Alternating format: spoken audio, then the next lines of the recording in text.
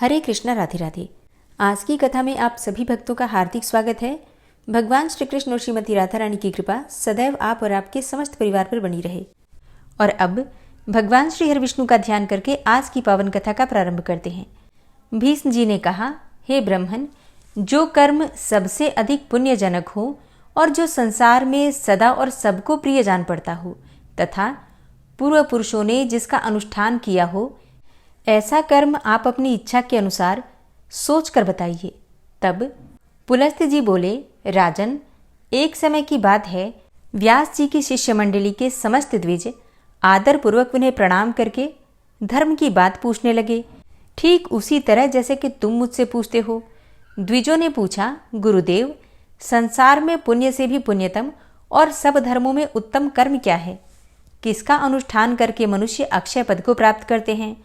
मर्त्यलोक में निवास करने वाले छोटे बड़े सभी वर्णों के लोग जिसका अनुष्ठान कर सकें।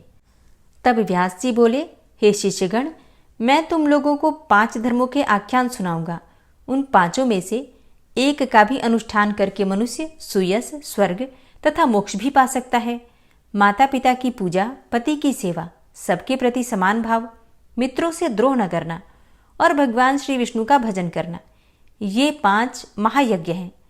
हे ब्राह्मणों, पहले माता पिता की पूजा करके मनुष्य जिस धर्म का साधन करता है वह इस पृथ्वी पर सैकड़ों यज्ञों तथा तीर्थ यात्रा आदि के द्वारा भी दुर्लभ है। पिता धर्म है, पिता स्वर्ग है और पिता ही सर्वोत्कृष्ट तपस्या है। पिता के प्रसन्न हो जाने पर संपूर्ण देवता प्रसन्न हो जाते हैं। जिसकी सेवा और सद्गुणों से माता पिता संतुष्ट रहते हैं, उस पुत्र को प्रतिदिन गंगा स्नान का फल मिलता है। माता सर्वतीर्थमयी है और पिता संपूर्ण देवताओं का स्वरूप है। इसलिए सब प्रकार से यत्नपूर्वक माता पिता का पूजन करना चाहिए। जो माता पिता की प्रदक्षिणा करता है उसके द्वारा 7 द्वीपों से युक्त समूची पृथ्वी की परिक्रमा हो जाती है। माता पिता को प्रणाम करते समय जिसके हाथ, घुटने और मस्तक पृथ्वी पर टिकते हैं वह अक्षय स्वर्ग को प्राप्त होता है। जब तक माता पिता के चरणों की रज पुत्र के मस्तक और शरीर में लगती रहती है तभी तक वह शुद्ध रहता है। जो पुत्र माता पिता के चरण कमलों का जल पीता है उसके करोड़ों जन्मों के पाप नष्ट हो जाते हैं। वह मनुष्य संसार में धन्य है। जो नीच पुरुष माता पिता की आज्ञा का उल्लंघन करता है वह महाप्रलय पर्यंत नरक में ही निवास करता है। जो रोगी, वृद्ध, जीविका से रहित, अंधे और बहरे पिता को त्याग कर चला जाता है वह रौरव नरक में पड़ता है। इतना ही नहीं, उसे अंत्यजनों, म्लेच्छों और चांडालों की योनि में जन्म लेना पड़ता है। माता पिता का पालन पोषण न करने से समस्त पुण्यों का नाश हो जाता है। माता पिता की आराधना न करके पुत्र यदि तीर्थ और देवताओं का सेवन भी करें तो उसे उसका फल नहीं मिलता। हे ब्राह्मणों, इस विषय में मैं एक प्राचीन इतिहास कहता हूँ, यत्नपूर्वक उसका श्रवण करो। इसका श्रवण करके भूतल पर फिर कभी तुम्हें मोह नहीं व्यापेगा। पूर्व काल की बात है, नरोत्तम नाम से प्रसिद्ध एक ब्राह्मण था। वह अपने माता पिता का अनादर करके तीर्थ सेवन के लिए चल दिया। सब तीर्थों में घूमते हुए उस ब्राह्मण के वस्त्र प्रतिदिन आकाश में ही सूखते थे। इससे उसके मन में बड़ा भारी अहंकार हो गया। वह समझने लगा कि मेरे समान पुण्यात्मा और महायशस्वी दूसरा कोई नहीं है। एक दिन वह मुख ऊपर की ओर करके यही बात कह रहा था, इतने में ही एक बगले ने उसके मुंह पर बीट कर दी। तब ब्राह्मण ने क्रोध में आकर उसे शाप दे दिया। बेचारा बगला राख की ढेरी होकर पृथ्वी पर गिर पड़ा। बगले की मृत्यु होते ही नरोत्तम के भीतर महामोह ने प्रवेश किया। उसी पाप से ब्राह्मण का वस्त्र अब आकाश में नहीं ठहरता था। यह जानकर उसे बड़ा खेद हुआ। तदनंतर आकाशवाणी ने कहा, ब्राह्मण, तुम परम धर्मात्मा मूक चांडाल के पास जाओ। वहां जाने से तुम्हें धर्म का ज्ञान होगा। उसका वचन तुम्हारे लिए कल्याणकारी होगा। यह आकाशवाणी सुनकर ब्राह्मण मूक चांडाल के घर गया। वहां जाकर उसने देखा वह चांडाल सब प्रकार से अपने माता पिता की सेवा में लगा है। जाड़े के दिन में वह अपने माँ बाप को स्नान के लिए गर्म जल देता, उनके शरीर में तेल मलता, तापने के लिए अंगीठी जलाता, भोजन के पश्चात पान खिलाता और रुईदार कपड़े पहनने को देता था। प्रतिदिन मिष्टान्न भोजन के लिए परोसता और वसंत ऋतु में महुए की सुगंधित माला पहनाता था। इनके सिवा और भी जो भोग सामग्रियां प्राप्त होती उन्हें भी देता और भांति भांति की आवश्यकताएं पूर्ण किया करता था। गर्मी मौसम में प्रतिदिन माता पिता को पंखा झलता था। इस प्रकार नित्य प्रति उनकी परिचर्या करके ही वह भोजन करता था। माता पिता की थकावट और कष्ट का निवारण करना उसका सदा का नियम था। इन पुण्य कर्मों के कारण चांडाल का घर बिना किसी आधार और खंबे के ही आकाश में स्थित था। उसके अंदर त्रिभुवन के स्वामी भगवान श्री हरि विष्णु मनोहर ब्राह्मण का रूप धारण किए नित्य क्रीड़ा किया करते थे। वे सत्य स्वरूप परमात्मा अपने महान सत्वमय तेजस्वी विग्रह से उस चांडाल के मंदिर की शोभा बढ़ाते थे। अब यह सब देखकर ब्राह्मण को बड़ा विस्मय हुआ। उसने मूक चांडाल से कहा, तुम मेरे पास आओ, मैं तुमसे संपूर्ण लोकों के सनातन हित की बात पूछता हूँ, उसे ठीक ठीक बताओ। मूक चांडाल बोला, हे विप्र, इस समय मैं अपने माता पिता की सेवा कर रहा हूँ, आपके पास कैसे आऊं? इनकी पूजा करके आपकी आवश्यकता पूर्ण करूंगा, तब तक मेरे दरवाजे पर ही ठहरिए, मैं आपका अतिथि सत्कार करूंगा। चांडाल के इतना कहते ही ब्राह्मण देवता तो आग बबूला हो गए और बोले, मुझ ब्राह्मण की सेवा छोड़कर तुम्हारे लिए कौन सा कार्य बड़ा हो सकता है? चांडाल बोला, बाबा क्यों व्यर्थ कोप करते हो, मैं बगला नहीं हूं। इस समय आपका क्रोध बगले पर ही सफल हो सकता है, दूसरे किसी पर नहीं। अब आपकी धोती न तो आकाश में सूखती है और न ठहर ही पाती है, अतः आकाशवाणी सुनकर आप मेरे घर पर आए हैं, थोड़ी देर ठहरिए, तभी मैं आपके प्रश्न का उत्तर दूंगा, अन्यथा पतिव्रता स्त्री के पास जाइए। हे द्विजश्रेष्ठ, पतिव्रता स्त्री का दर्शन करने पर आपका अभीष्ट सिद्ध होगा। व्यास जी कहते हैं कि तदनंतर चांडाल के घर से ब्राह्मण रूपधारी भगवान श्री विष्णु ने निकलकर उस द्विज से कहा, चलो मैं पतिव्रता देवी के घर चलता हूँ। अब द्विज श्रेष्ठ नरोत्तम कुछ सोचकर उनके साथ चल दिया। उसके मन में बड़ा भारी विस्मय हो रहा था। उसने रास्ते में भगवान से पूछा, हे विप्रवर, आप इस चांडाल के घर में रहते हैं, आप इस चांडाल के घर में किस लिए निवास करते हैं? तब ब्राह्मण रूपधारी भगवान ने कहा, हे विप्रवर, इस समय तुम्हारा हृदय शुद्ध नहीं है, पहले पतिव्रता आदि का दर्शन करो, इसके बाद मुझे ठीक ठीक जान सकोगे। ब्राह्मण ने पूछा, हे तात, ये पतिव्रता कौन है? उसका शास्त्र ज्ञान कितना बड़ा है? जिस कारण मैं उसके पास जा रहा हूं वह भी मुझे बतलाइए। श्री भगवान बोले, ब्रह्मन, नदियों में गंगा जी, स्त्रियों में पतिव्रता और देवताओं में भगवान श्री विष्णु श्रेष्ठ हैं। जो पतिव्रता नारी प्रतिदिन अपने पति के हित साधन में लगी रहती है, वह अपने पितृकुल और पतिकुल दोनों कुल की 100 पीढ़ियों का उद्धार कर देती है। ब्राह्मण ने पूछा, हे द्विजश्रेष्ठ, कौन स्त्री पतिव्रता होती है? पतिव्रता का क्या लक्षण होता है? मैं जिस प्रकार इस बात को ठीक ठीक समझ सकूं, उस प्रकार उपदेश कीजिए। श्री भगवान बोले, जो स्त्री पुत्र की अपेक्षा 100 गुने स्नेह से पति की आराधना करती है, राजा के समान उसका भय मानती है और पति को भगवान का स्वरूप समझती है, वह पतिव्रता है। जो गृह कार्य करने में दासी, रमण काल में वैश्या तथा भोजन के समय माता के समान आचरण करती है और जो विपत्ति में स्वामी को नेक सलाह देकर मंत्री का काम करती है, वह स्त्री पतिव्रता मानी गई है। जो मन, वाणी, शरीर और क्रिया द्वारा कभी पति की आज्ञा का उल्लंघन नहीं करती तथा हमेशा पति के भोजन कर लेने पर ही भोजन करती है, उस स्त्री को पतिव्रता समझना चाहिए। जिस शैया पर पति शयन करते हैं, वहां जो प्रतिदिन यत्नपूर्वक उनकी पूजा करती है, पति के प्रति कभी उसके मन में डाह नहीं पैदा होती, कृपणता नहीं आती और जो मान भी नहीं करती, पति की ओर से आदर मिले या अनादर मिले, दोनों में जिसकी बुद्धि समान रहती है, ऐसी स्त्री को पतिव्रता कहते हैं। जो साध्वी स्त्री सुंदर वेशधारी पर पुरुष को देखकर उसे भ्राता, पिता अथवा पुत्र मानती है, वह भी पतिव्रता है।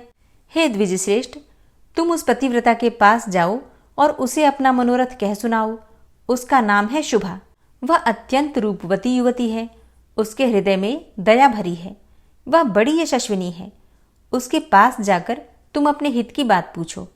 व्यास जी कहते हैं कि यूं कहकर भगवान वहीं अंतर्ध्यान हो गए। उन्हें अदृश्य होते देखकर ब्राह्मण को बड़ा आश्चर्य हुआ।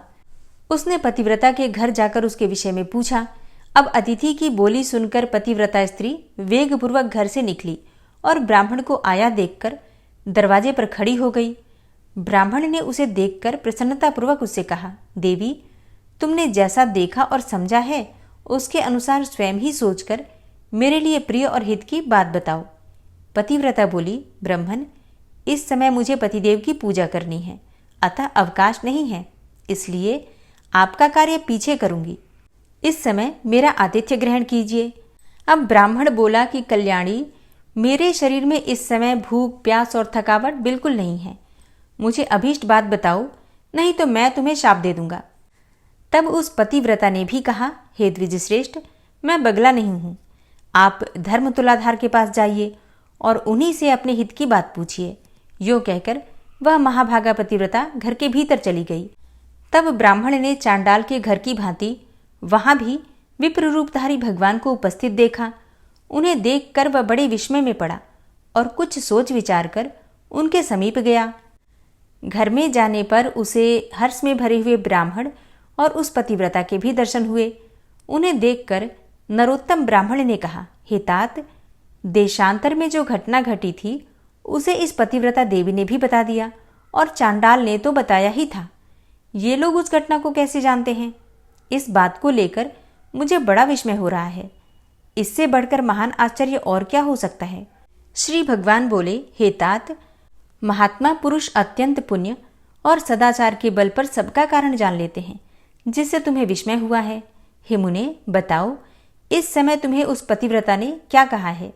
ब्राह्मण ने कहा, वो तो मुझे धर्म तुलाधार से प्रश्न करने के लिए उपदेश देती है। श्री भगवान बोले, हे मुनिश्रेष्ठ, आओ, मैं उसके पास चलता हूँ। यो कहकर भगवान जब चलने लगे तब ब्राह्मण ने पूछा, ये तुलाधार कहाँ रहता है? श्री भगवान ने कहा, जहाँ मनुष्यों की भीड़ एकत्रित है और नाना प्रकार के द्रव्यों की बिक्री हो रही है, उस बाजार में तुलाधार वैश्य इधर उधर क्रय विक्रय करता है। उसने कभी मन, वाणी या क्रिया द्वारा किसी का भी कुछ बिगाड़ नहीं किया, असत्य नहीं बोला और दुष्टता नहीं की। वह सब लोगों के हित में तत्पर रहता है, सब प्राणियों में समान भाव रखता है तथा ढेले, पत्थर और सुवर्ण को समान ही समझता है। लोग जौ, नमक, तेल, घी, अनाज की ढेरियां तथा अन्यान्य संग्रहित वस्तुएं उसकी जबान पर ही लेते देते हैं। वह प्राणांत उपस्थित होने पर भी सत्य छोड़कर कभी झूठ नहीं बोलता। इसी से वह धर्म तुलाधार कहलाता है।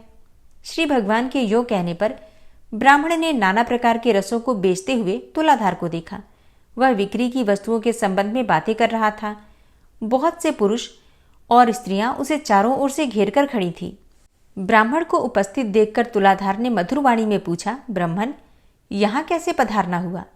ब्राह्मण ने कहा, मुझे धर्म का उपदेश करो, मैं इसीलिए तुम्हारे पास आया हूँ। तुलाधार बोला, हे विप्रवर, जब तक लोग मेरे पास रहेंगे तब तक मैं निश्चिंत नहीं हो सकूंगा। पहर भर रात तक यही हालत रहेगी। अतः आप मेरा उपदेश मानकर धर्माकर के पास जाइए। बगले की मृत्यु से होने वाला दोष और आकाश में धोती सुखाने का रहस्य, ये सभी बातें आगे आपको मालूम हो जाएंगी। धर्माकर का नाम अद्रोहक है, वे बड़े सज्जन हैं। उनके पास जाइए, वहां उनके उपदेश से आपकी सारी कामना सफल होगी। यो कहकर तुलाधार खरीद बिक्री में लग गया। अब उसने विप्रधारी भगवान से पूछा, हे तात, अब मैं तुलाधार के कथनानुसार सज्जन अद्रोहक के पास जाऊंगा, परंतु मैं उनका घर तो जानता नहीं। श्री भगवान बोले, चलो, मैं तुम्हारे साथ उनके घर चलूंगा। तदनंतर मार्ग में जाते हुए भगवान से ब्राह्मण ने पूछा, हे तात, तुलाधार न तो देवताओं एवं ऋषियों का और न पितरों का ही तर्पण करता है, फिर देशांतर में संघटित हुए मेरे वृतांत को वह कैसे जानता है? इससे मुझे बड़ा विस्मय होता है। आप इसका सब कारण बताइए। श्री भगवान बोले, हे ब्राह्मण, उसने सत्य और समता से तीनों लोगों को जीत लिया है। इसी से उसके ऊपर पितर, देवता तथा मुनि भी संतुष्ट रहते हैं। धर्मात्मा तुलाधार इन गुणों के कारण ही भूत और भविष्य की सब बातें जानता है। क्योंकि सत्य से बढ़कर दूसरा कोई धर्म और झूठ से बढ़कर दूसरा कोई पाप नहीं है। जो पुरुष पाप से रहित और संभाव में स्थित है, जिसका चित्त शत्रु, मित्र और उदासीन के प्रति समान है, उसके सब पापों का नाश हो जाता है और वह भगवान श्री विष्णु के सायुज्य को प्राप्त होता है। समता धर्म और समता ही उत्कृष्ट तपस्या है। जिसके हृदय में सदा समता विराजती है, वही पुरुष संपूर्ण लोकों में श्रेष्ठ है और योगियों में गणना करने के योग्य है, और वह निर्लोभ भी होता है। जो सदा इसी प्रकार समतापूर्ण बर्ताव करता है वह अपनी अनेकों पीढ़ियों का उद्धार कर देता है। उस पुरुष में सत्य, इंद्रिय संयम, मनोनिग्रह, धीरता, स्थिरता, निर्लभता और आलस्यहीनता ये सभी गुण प्रतिष्ठित होते हैं। समता के प्रभाव से धर्मज्ञ पुरुष देवलोक और मनुष्यलोक के संपूर्ण वृतांत को जान लेता है। उसकी देह के भीतर भगवान श्री विष्णु विराजमान होते हैं। सत्य और सरलता आदि गुणों में उसकी समानता करने वाला इस संसार में दूसरा कोई नहीं होता। वह साक्षात धर्म का स्वरूप होता है और वही इस जगत को धारण करता है। तब ब्राह्मण ने कहा, हे विप्रवर, आपकी कृपा से मुझे तुलाधार के सर्वज्ञ होने का कारण तो ज्ञात हो गया। अब अद्रोहक का जो वृतांत हो वह भी मुझे बताइए। श्री भगवान बोले, हे विप्रवर, पूर्व काल की बात है। एक राजपुत्र की कुलवती स्त्री बड़ी सुंदरी और नई अवस्था की थी। वह कामदेव की पत्नी रति और इंद्र की पत्नी शची के समान मन को हरने वाली थी। राजकुमार उसे अपने प्राणों के समान प्यार करते थे। उस सुंदरी भार्या का नाम भी सुंदरी ही था। एक दिन राजकुमार को राज्य कार्य के लिए अकस्मात ही बाहर जाने के लिए उद्यत होना पड़ा। उन्होंने मन ही मन सोचा, मैं प्राणों से भी बढ़कर प्यारी अपनी इस भार्या को किस स्थान पर रखूं जिससे इसके सतीत्व की रक्षा निश्चित रूप से हो सके। इस बात पर खूब विचार करके राजकुमार सहसा अद्रोहक के घर पर आए और उनसे अपनी पत्नी की रक्षा का प्रस्ताव करने लगे। उनकी बात सुनकर अद्रोहक को बड़ा विस्मय हुआ। वे बोले, हे तात, न तो मैं आपका पिता हूँ, न भाई हूँ, न बांधव हूँ, न आपकी पत्नी के पिता माता के कुल का ही हूँ, तथा सुहृदों में भी कोई नहीं हूँ। फिर मेरे घर में इसको रखने से आप किस प्रकार निश्चिंत हो सकेंगे? राजकुमार बोले, हे महात्मन, इस संसार में आपके समान धर्मज्ञ और जितेंद्रिय पुरुष दूसरा कोई नहीं है। यह सुनकर अद्रोहक ने उस विज्ञ राजकुमार से कहा, भैया, मुझे दोष न देना। इस त्रिभुवन मोहिनी भार्या की रक्षा करने में कौन पुरुष समर्थ हो सकता है? राजपुत्र ने कहा, मैं सब बातों का भली भांति विचार करके ही आपके पास आया हूँ। यह आपके घर में रहे, अब मैं जाता हूँ। राजकुमार के यो कहने पर वे फिर बोले, भैया, इस शोभा संपन्न नगर में बहुतेरे कामी पुरुष भरे पड़े हैं। यहाँ किसी स्त्री की सतीत्व की रक्षा कैसे हो सकती है? राजकुमार पुनः बोले, जैसे भी हो, अब आप रक्षा कीजिए, मैं तो अब जाता हूँ। गृहस्थ अद्रोहक ने धर्म संकट में पड़कर कहा, हे तात, मैं उचित और हितकारी समझकर इसके साथ सदा अनुचित बर्ताव करूंगा और उसी अवस्था में ऐसी स्त्री सदा मेरे घर में सुरक्षित रह सकती है। अन्यथा इस अरक्ष्य वस्तु की रक्षा के लिए आप ही कोई अनुकूल और प्रिय उपाय बतलाइए। इसे मेरी शैया पर मेरे एक ओर और मेरी स्त्री के साथ शयन करना होगा। फिर भी यदि आप इसे अपनी वल्लभा समझें तब तो यह रह सकती है, नहीं तो यहाँ से चली जाए। यह सुनकर राजकुमार ने एक क्षण तक कुछ विचार किया, फिर बोले, हे तात, मुझे आपकी बात स्वीकार है। आपको जो अनुकूल जान पड़े वही कीजिए। ऐसा कहकर राजकुमार अपनी पत्नी से बोले, हे सुंदरी, तुम इनके कथनानुसार सब कार्य करना, तुम पर कोई दोष नहीं आएगा, इसके लिए मेरी आज्ञा है। यूं कहकर वे अपने पिता महाराज के आदेश से गंतव्य स्थान को चले गए। तदनंतर रात में अद्रोहक ने जैसा कहा था वैसा ही किया। वे धर्मात्मा नित्य प्रति दोनों स्त्रियों के बीच में शयन करते थे। फिर भी वे अपनी और पराई स्त्री के विषय में कभी धर्म से विचलित नहीं होते थे। अपनी स्त्री के स्पर्श से ही उनके मन में कामोपभोग की इच्छा होती थी। इधर राजकुमार की स्त्री के स्तन भी बार बार उनकी पीठ में लग जाते थे, किंतु उसका उनके प्रति वैसा ही भाव होता था जैसा कि बालक पुत्र का माता के स्तनों के प्रति होता है। वे प्रतिदिन उसके प्रति मातृभाव को ही दृढ़ रखते थे। क्रमशः उनके हृदय में स्त्री संभोग की इच्छा ही जाती रही। इस प्रकार 6 मास व्यतीत होने पर राजकुमारी के पति अद्रोहक के नगर में आए। उन्होंने लोगों से अद्रोहक तथा अपनी स्त्री के बर्ताव के संबंध में पूछा। लोगों ने भी अपनी अपनी रुचि के अनुसार उत्तर दिया। कोई राजकुमार के प्रबंध को उत्तम बताते थे तो कुछ नौजवान उनकी बात सुनकर आश्चर्य में पड़ जाते थे और कुछ लोग इस प्रकार से उत्तर देते थे, भाई, तुमने अपनी स्त्री उसे सौंप दी है और वह उसी के साथ शयन करता है। स्त्री और पुरुष में एकत्र संसर्ग होने पर दोनों के मन शांत कैसे रह सकते हैं? अद्रोहक ने अपने धर्माचरण के बल से लोगों की कुत्सित चर्चा सुन ली। तब उनके मन में लोक निंदा से मुक्त होने का शुभ संकल्प प्रकट हुआ। उन्होंने स्वयं लकड़ी एकत्रित करके एक बहुत बड़ी चिता बनाई और उसमें आग लगा दी। चिता प्रज्वलित हो उठी। इसी समय प्रतापी राजकुमार अद्रोहक के घर आ पहुंचे। वहां उन्होंने अद्रोहक तथा अपनी पत्नी को भी देखा। पत्नी का मुख प्रसन्नता से खिला हुआ था और अद्रोहक अत्यंत विषाद युक्त थे। उन दोनों की मानसिक स्थिति जानकर राजकुमार ने कहा, भाई, मैं आपका मित्र हूं और बहुत दिनों के बाद यहां लौटा हूं। आप मुझसे बातचीत क्यों नहीं करते? तब अद्रोहक ने कहा, मित्र, मैंने आपके हित के लिए जो दुष्कर कर्म किया है वह लोक निंदा के कारण व्यर्थ सा हो गया है। अतः अब मैं अग्नि में प्रवेश करूंगा। संपूर्ण देवता और मनुष्य मेरे इस कार्य को देखें। श्री भगवान कहते हैं, ऐसा कहकर महाभाग अद्रोहक अग्नि में प्रवेश कर गए, किंतु अग्नि उनके शरीर, वस्त्र और केश को जला ही नहीं सकी। आकाश में खड़े समस्त देवता प्रसन्न होकर उन्हें साधुवाद देने लगे। सबने चारों ओर से उनके मस्तक पर फूलों की वर्षा की और जिन जिन लोगों ने राजकुमार की पत्नी और अद्रोहक के संबंध में कलंकपूर्ण बात कही थी, उनके मुंह पर नाना प्रकार की कोढ़ हो गई। देवताओं ने वहां उपस्थित होकर अद्रोहक को आग से खींचकर बाहर निकाला और प्रसन्नतापूर्वक दिव्य पुष्पों से उनका पूजन किया। उनका चरित्र सुनकर मुनियों को भी बड़ा विस्मय हुआ। समस्त मुनिवरों तथा विभिन्न वर्णों के मनुष्यों ने उन महातेजस्वी महात्मा का पूजन किया और उन्होंने भी सबका विशेष आदर किया। उस समय देवताओं, असुरों और मनुष्यों ने मिलकर उनका नाम सज्जनाद्रोहक रखा। उनके चरणों की धूलि से पवित्र हुई भूमि के ऊपर खेती की उपज अधिक होने लगी। देवताओं ने राजकुमार से कहा, तुम अपनी इस स्त्री को स्वीकार करो। इन अद्रोहक के समान कोई मनुष्य इस संसार में ही नहीं हुआ है। इस समय इस पृथ्वी पर दूसरा कोई ऐसा पुरुष नहीं है जिसे काम और लोभ ने परास्त न किया हो। देवता, असुर, मनुष्य, राक्षस, मृग, पक्षी और कीट आदि संपूर्ण प्राणियों के लिए यह काम दुर्जय है। काम, लोभ और क्रोध के कारण ही प्राणियों को सदा जन्म लेना पड़ता है। काम ही संसार बंधन में डालने वाला है।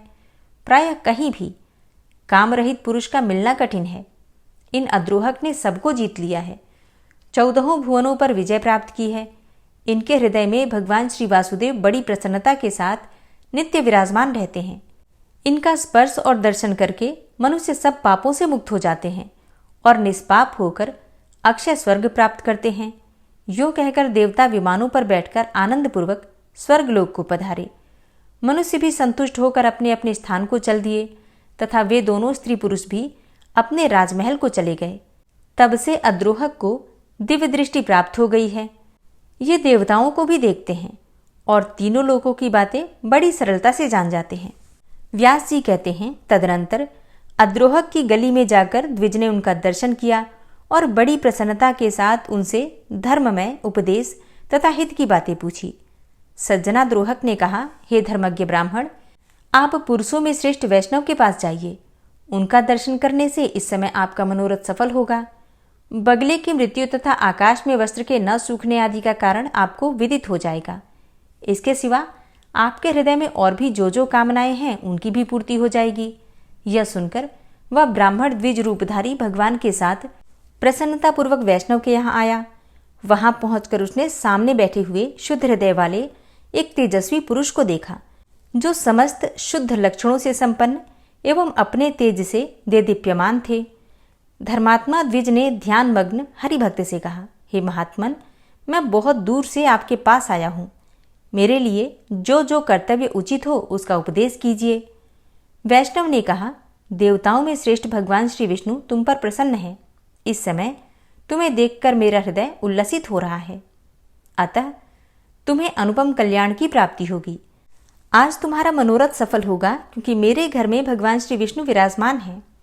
वैष्णव के यूं कहने पर ब्राह्मण ने पुनः उनसे कहा, भगवान श्री विष्णु कहाँ हैं? आज कृपा करके मुझे उनका दर्शन कराइए। तब वैष्णव ने कहा, इस सुंदर देवालय में प्रवेश करके तुम परमेश्वर का दर्शन करो। ऐसा करने से तुम्हें जन्म और मृत्यु के बंधन में डालने वाले घोर पाप से छुटकारा मिल जाएगा। उनकी बात सुनकर जब ब्राह्मण ने देव मंदिर में प्रवेश किया तो देखा कि वे ही विप्रधारी भगवान कमल के आसन पर विराजमान हैं। ब्राह्मण ने मस्तक झुकाकर उन्हें प्रणाम किया और बड़ी प्रसन्नता के साथ उनके दोनों चरण पकड़कर कहा, हे देवेश्वर, अब मुझ पर प्रसन्न होइए। मैंने पहले आपको नहीं पहचाना था। हे प्रभु, इस लोक और परलोक में भी मैं आपका किंकर बना रहूं। हे मधुसूदन, मुझे अपने ऊपर आपका प्रत्यक्ष अनुग्रह दिखाई दिया है। यदि मुझ पर कृपा हो तो मैं आपका साक्षात स्वरूप देखना चाहता हूं। भगवान श्री विष्णु बोले, हे भूदेव, तुम्हारे ऊपर मेरा प्रेम सदा ही बना रहता है। मैंने स्नेहवश ही तुम्हें पुण्यात्मा महापुरुषों का दर्शन कराया है। पुण्यवान महात्माओं के एक बार भी दर्शन, स्पर्श, ध्यान एवं नामोच्चारण करने से तथा उनके साथ वार्तालाप करने से मनुष्य अक्षय स्वर्ग का सुख भोगता है। महापुरुष का नित्य संग करने से सब पापों का नाश हो जाता है तथा मनुष्य अत्यंत सुख भोग कर मेरे स्वरूप में ही लीन हो जाता है।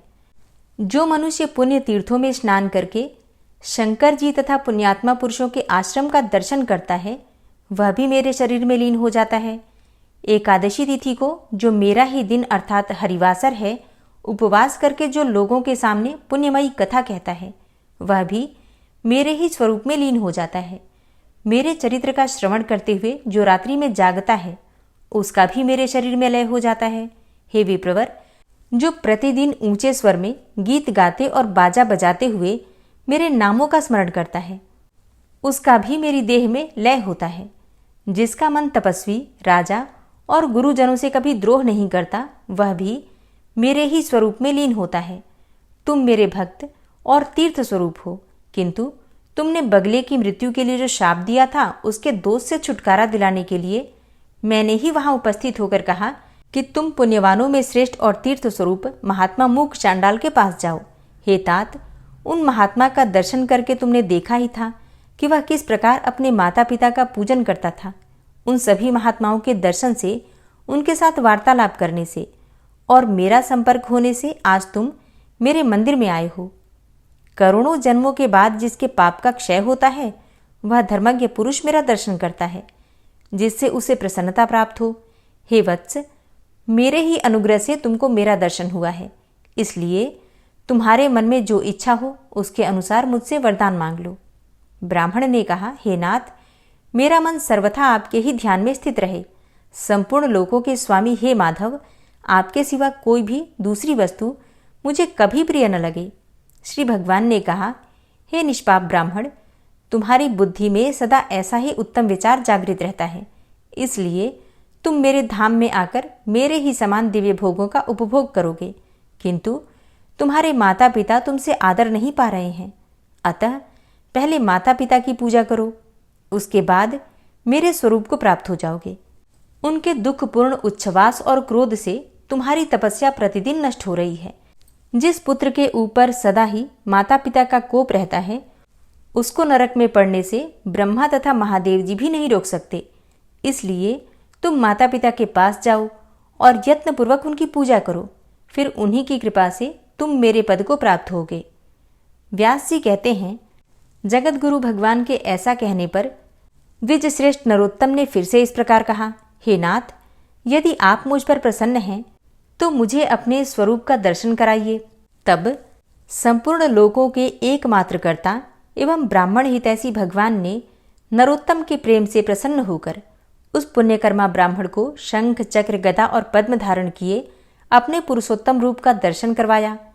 उनके तेज से संपूर्ण जगत व्याप्त हो रहा था। ब्राह्मण ने दंड की भांति धरती पर गिरकर भगवान को प्रणाम किया और फिर कहा, हे जगदीश्वर, आज मेरा जन्म सफल हुआ। आज मेरे नेत्र कल्याणमय हो गए। इस समय मेरे दोनों हाथ प्रशस्त हो गए। आज मैं भी धन्य हो गया। मेरे पूर्वज सनातन ब्रह्मलोक को जा रहे हैं। हे जनार्दन, आज आपकी कृपा से मेरे बंधु बांधव आनंदित हो रहे हैं। इस समय मेरे सभी मनोरथ सिद्ध हो गए। किंतु हे नाथ, मूक चांडाल आदि महात्माओं की बातें सुनकर मुझे बड़ा विस्मय हो रहा था। भला वे लोग देशांतर में होने वाले मेरे वृतांत को कैसे जानते हैं? मूक चांडाल के घर में आप अत्यंत सुंदर ब्राह्मण का रूप धारण किए विराजमान थे। इसी प्रकार पतिव्रता के घर में, फिर तुलाधार के यहाँ, मित्राद्रोहक के भवन में तथा इन वैष्णव महात्मा के मंदिर में भी आपका दर्शन हुआ है। इन सब बातों का यथार्थ रहस्य क्या है? मुझ पर अनुग्रह करके बताइए। हरे कृष्णा। आज की कथा का यहीं पर समापन करती हूँ। इसके आगे का वृतांत आप कल की कथा में सुनेंगे। उम्मीद करती हूँ आज की कथा आपको जरूर पसंद आई होगी। श्री नारायण कवच। भगवान श्री हरि गरुड़ जी की पीठ पर अपने चरण कमल रखे हुए हैं। अणिमा आदि 8 सिद्धियां उनकी सेवा कर रही हैं और 8 हाथों में शंख, चक्र, ढाल, तलवार, गदा, बाण, धनुष और पाश अर्थात फंदा धारण किए हुए हैं। वे ही ओंकार स्वरूप प्रभु सब प्रकार से सब ओर से मेरी रक्षा करें। मत्स्य मूर्ति भगवान जल के भीतर जल तंतुओं से और वरुण के पास से मेरी रक्षा करें। माया से ब्रह्मचारी रूप धारण करने वाले वामन भगवान स्थल पर और विश्वरूप श्री त्रिविक्रम भगवान आकाश में मेरी रक्षा करें। जिनके घोर अट्टहास करने पर सब दिशाएं गूंज उठी थी और दैत्य पत्नियों के गर्भ गिर गए थे, वे दैत्ययुत पतियों के शत्रु भगवान नृसिंह किले, जंगल, रणभूमि आदि विकट स्थानों में मेरी रक्षा करें।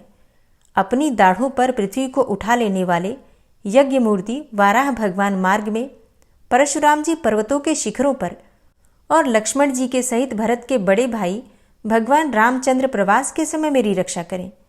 भगवान नारायण मारण, मोहन आदि भयंकर अभिचारों और सब प्रकार के प्रमादों से मेरी रक्षा करें। ऋषि श्रेष्ठ नर गर्व से, योगेश्वर भगवान दत्तात्रेय योग के विघ्नों से और त्रिगुणाधिपति भगवान कपिल कर्म बंधन से मेरी रक्षा करें। परम ऋषि सनत कुमार कामदेव से, हयग्रीव भगवान मार्ग में चलते समय देव मूर्तियों को नमस्कार आदि न करने के अपराध से और देवर्षि नारद सेवा अपराधों से और भगवान कच्छप सब प्रकार के नरकों से मेरी रक्षा करें। भगवान धन्वंतरी कुपथ्य से, जितेंद्र भगवान ऋषभदेव सुख दुख आदि भयदायक द्वंद्वों से, यज्ञ भगवान लोकापवाद से और बलराम जी मनुष्यकृत कष्टों से और श्री शेष जी क्रोधवश नामक सर्पों के गणों से मेरी रक्षा करें। भगवान श्री कृष्ण द्वैपायन व्यास जी अज्ञान से तथा बुद्धदेव पाखंडियों से और प्रमाद से मेरी रक्षा करें। धर्म रक्षा करने वाले महान अवतार धारण करने वाले भगवान कल्कि पाप बहुल कलिकाल के दोषों से मेरी रक्षा करें। प्रातःकाल भगवान केशव अपनी गदा लेकर, कुछ दिन चढ़ जाने पर भगवान गोविंद अपनी बांसुरी लेकर और दोपहर के पहले भगवान नारायण अपनी तीक्ष्ण शक्ति लेकर और दोपहर को भगवान विष्णु चक्रराज सुदर्शन लेकर मेरी रक्षा करें। तीसरे पहर में भगवान मधुसूदन अपना प्रचंड धनुष लेकर मेरी रक्षा करें और सायंकाल में ब्रह्मा आदि त्रिमूर्तिधारी माधव, सूर्यास्त के बाद ऋषिकेश, अर्धरात्रि के पूर्व तथा अर्धरात्रि के समय अकेले भगवान पद्मनाभ मेरी रक्षा करें। रात्रि के पिछले प्रहर में श्रीवत्स लांछन श्रीहरि, उषा काल में खड्गधारी भगवान जनार्दन और सूर्योदय से पूर्व श्री दामोदर और संपूर्ण संध्याओं में काल मूर्ति भगवान विश्वेश्वर मेरी रक्षा करें। हे सुदर्शन, आपका आकार चक्र रथ के पहिए की तरह है। आपके किनारे का भाग प्रलयकालीन अग्नि के समान अत्यंत तीव्र है। आप भगवान की प्रेरणा से सबोर घूमते रहते हैं। जैसे आग वायु की सहायता से सूखे घास फूस जला डालती है, वैसे ही आप हमारी शत्रु सेना को शीघ्र से जला दीजिए। हे कौमुद की गदा, आपसे छूटने वाली चिंगारियों का स्पर्श वज्र के समान असह्य है। आप भगवान अजित की प्रिया हैं और मैं उनका सेवक हूँ। इसलिए आप कुष्मांड, विनायक, यक्ष, राक्षस, भूत और प्रेत आदि ग्रहों को अभी कुचल डालिए तथा मेरे शत्रुओं को चूर चूर कर दीजिए।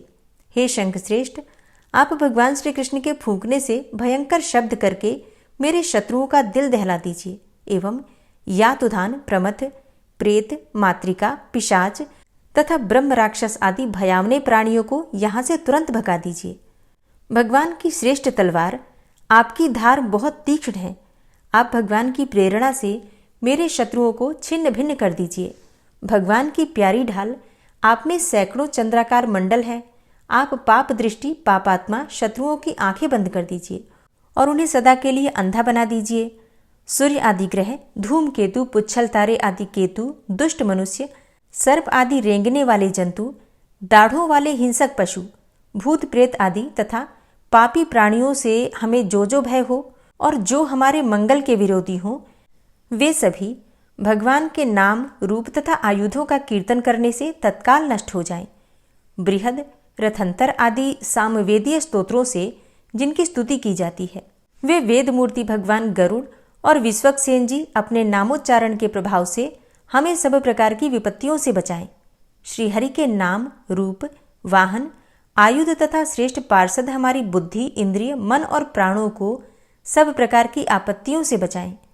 जितना भी कार्य अथवा कारण रूप जगत है वह वास्तव में भगवान ही है। इस सत्य के प्रभाव से हमारे सारे उपद्रव नष्ट हो जाएं। जो लोग ब्रह्म और आत्मा की एकता का अनुभव कर चुके हैं उनकी दृष्टि में भगवान का स्वरूप समस्त विकल्पों से रहित है, भेदों से रहित है। फिर भी वे अपनी माया शक्ति के द्वारा भूषण, आयुध और रूप नामक शक्तियों को धारण करते हैं। यह बात निश्चित रूप से सत्य है। इस कारण सर्वज्ञ, सर्वव्यापक भगवान श्रीहरि सदा सर्वत्र सब स्वरूपों से हमारी रक्षा करें। जो अपने भयंकर अट्टहास से सब लोगों के भय को भगा देते हैं और अपने तेज से सबका तेज ग्रस लेते हैं, वे भगवान नृसिंह दिशा विदिशा में, नीचे ऊपर, बाहर भीतर सब ओर से हमारी रक्षा करें। हे देवराज इंद्र, मैंने तुम्हें यह नारायण कवच सुना दिया है। इस कवच से तुम अपने को सुरक्षित कर लो। बस फिर तुम अनायास ही सब दैत्य युद्धपतियों को जीत कर लोगे। इस नारायण कवच को धारण करने वाला पुरुष जिसको भी अपने नेत्रों से देख लेता है अथवा पैर से छू देता है, तत्काल समस्त भयों से वो मुक्त हो जाता है। जो इस वैष्णवी विद्या को धारण कर लेता है उसे राजा, डाकू, प्रेत, पिशाच आदि और बाघ आदि हिंसक जीवों से कभी किसी प्रकार का भय नहीं होता। हे देवराज, प्राचीन काल की बात है, एक कौशिक गोत्री ब्राह्मण ने इस विद्या को धारण करके योग धारणा से अपना शरीर मरुभूमि में त्याग दिया। अब जहां उस ब्राह्मण का शरीर पड़ा था उसके ऊपर से एक दिन गंधर्वराज चित्ररथ अपनी स्त्रियों के साथ विमान पर बैठकर निकले। वहां आते ही वे नीचे की ओर सिर किए विमान सहित आकाश से पृथ्वी पर गिर पड़े। इस घटना से उनके आश्चर्य की सीमा न रही जब उन्हें बालखिल्य मुनियों ने बतलाया कि यह नारायण कवच धारण करने का प्रभाव है। तब उन्होंने उस ब्राह्मण देव की हड्डियों को ले जाकर पूर्ववाहिनी सरस्वती नदी में प्रवाहित कर दिया और फिर स्नान करके वे अपने लोक को चले गए। श्री सुखदेव जी कहते हैं, हे परीक्षित, जो पुरुष इस नारायण कवच को समय पर सुनता है और जो आदर पूर्वक इसे धारण करता है उसके सामने सभी प्राणी आदर से झुक जाते हैं और वह सब प्रकार के भयों से मुक्त हो जाता है। हे परीक्षित, शतक्रतु इंद्र ने आचार्य विश्वरूप जी से यह वैष्णवी विद्या प्राप्त करके रणभूमि में असुरों को जीत लिया और वे त्रैलोक्य लक्ष्मी का उपभोग करने लगे। श्री नारायण कवच संपूर्ण हुआ। श्री राधा कृपा कटाक्ष स्तोत्र। मुनीन्द्र वृंद वंदिते त्रिलोक शोक हारिणी प्रसन्न वक्त्र पंकजे निकुंज भूविलासिनी व्रजेन्द्र भानुनंदिनी व्रजेन्द्र सूनु संगते कदा करिष्यसि हमां कृपा कटाक्ष भाजनम्। अशोक वृक्ष वल्लरी वितान मंडपस्थिते प्रवाल बाल पल्लव प्रभारुणांध्रि कोमले वराभय स्फुरत्करे प्रभूत संपदालये कदा करिष्यसि हमां कृपा कटाक्ष भाजनम्। अनंगरंग मंगलम प्रसंग भंगुरं भ्रुवां सविभ्रमं ससंभ्रमं दृगंत बाणपातनय निरन्तरं वशीकृत प्रतीत नन्दनन्दने कदा करिष्यसि हमां कृपा कटाक्ष भाजनम्। तडित्सुवर्ण चंपक प्रदीप्त गौर विग्रहे मुख प्रभा परास्त कोटि शारदेन्दु मंडले विचित्र चित्र संचर चकोर शावलोचने कदा करिष्यसि हमां कृपा कटाक्ष भाजनम्। मदोन्मदादि यौवने प्रमोदमान मंडिते प्रियानुराग रंजिते कला विलास पंडिते अनन्य धन्य कुंज राज्य काम केलि कोविदे कदा करिष्यसि हमां कृपा कटाक्ष भाजनम्। अशेष हाव भाव धीर हीर हार भूषिते प्रभूत शात कुंभ कुंभ कुंभि कुंभ सुस्तनि प्रशस्त मंद हास्य चूर्ण पूर्ण सौख्य सागरे कदा करिष्यसि हमां कृपा कटाक्ष भाजनम्।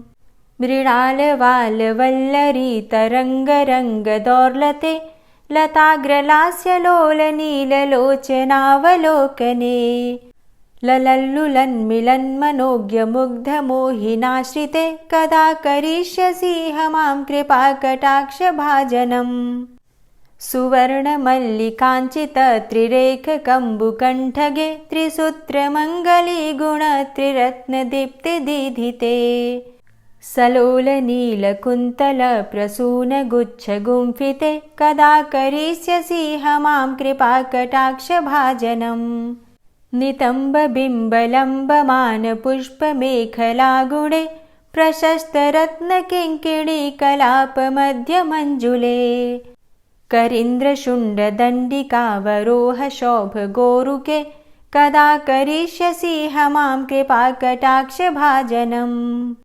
अनेकमन्त्रनादमञ्जुनूपुरारवस्खलत् समाजराजहंसवंश निक्वडातिगौरवे विलोलहेमवल्लरी विडम्बिचारुचङ्क्रमे कदा करिष्यसि मां कृपाकटाक्षभाजनम् अनन्तकोटिविष्णुलोकनम्रपद्मजार्चिते हिमाद्रिजापुलोमजाविरिञ्चिजावरप्रदे अपारसिद्धिरिद्धिदिग्धसत्पदाङ्गुलीनखे कदा करिष्यसि मां कृपाकटाक्षभाजनम् मखेश्वरी क्रियेश्वरी स्वधेश्वरी सुरेश्वरी त्रिवेदभारतीश्वरी प्रमाणशासनेश्वरी रमेश्वरी क्षमेश्वरी प्रमोदकाननेश्वरी व्रजेश्वरी व्रजाधिपे श्रीराधिके नमोऽस्तुते इतीममद्भुतं स्तवं निशम्य भानुनन्दिनी करोतु सन्ततं जनं कृपाकटाक्षभाजनम् भवेत्तदैव सञ्चितत्रिरूपकर्मनाशनं लभेत्तदा ब्रजेन्द्रसूनुमण्डलप्रवेशनम् जय जय श्री राधे, जय जय श्री राधे। अगर आप शिवपुराण की कथा सुनना चाहते हैं तो मेरे दूसरे चैनल प्योरिटी ऑफ लाइफ पर पूरे फाल्गुन मास में शिवपुराण की कथा संपूर्ण रूप से सुनाई जा रही है, तो अगर आप चाहें तो उसे सुन सकते हैं। और आज की वीडियो आपको कैसी लगी कमेंट बॉक्स में ज़रूर बताइए। वीडियो अच्छी लगी हो तो इसे लाइक ज़रूर किया कीजिए और अगर संभव हो तो वीडियो को शेयर भी किया कीजिए। चैनल पर पहली बार आए हैं, अगर अभी तक आपने चैनल को सब्सक्राइब नहीं किया है तो आज की वीडियो अगर आपको अच्छी लगे तो चैनल को सब्सक्राइब करके बेल आइकन को ज़रूर प्रेस कर लीजिए। इससे ये होगा कि इस चैनल पर जो नई वीडियो अपलोड होंगी उनकी नोटिफिकेशन आपको सही समय पर प्राप्त होगी। मिलती हूँ मैं आपसे अगली वीडियो में, तब तक के लिए जय श्री राधे।